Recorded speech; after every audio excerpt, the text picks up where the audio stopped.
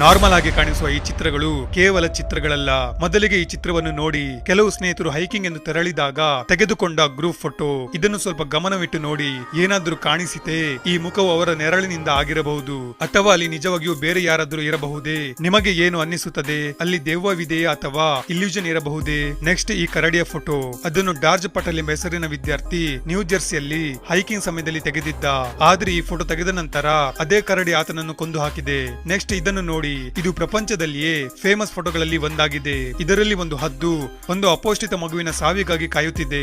ಇದನ್ನು 1993ರಲ್ಲಿ ಸುಡನ್ ಕ್ರೈಸಿಸ್ ಸಮಯದಲ್ಲಿ ಕೆವಿನ್ ಹೆಸರಿನ ಒಬ್ಬ ಫೋಟೋಗ್ರಾಫರ್ ತೆಗೆದಿದ್ದನು. ಕೆವಿನ್ ಯುದ್ಧ ಹಾಗೂ ಇಂತಹ ಸನ್ನಿವೇಶದ ಫೋಟೋಗಳನ್ನು ಕ್ಯಾಮೆರಾದಲ್ಲಿ ಸೆರೆ ಹಿಡಿಯುವ ಅಭ್ಯಾಸವನ್ನು ಹೊಂದಿದ್ದರು. ಈ ಫೋಟೋ ತೆಗೆದ ನಂತರ ಜನರು ಅವರನ್ನು ತುಂಬಾ ನಿಂದಿಸಲು ಶುರು ಮಾಡಿದರು. ನೀವು ಈ ಫೋಟೋನು ತೆಗೆಯುವ ಬದಲು ಆ ಮಗುವನ್ನು ಬದುಕಿಸಬಹುದಿತ್ತಲ್ಲವೇ ಎಂದು.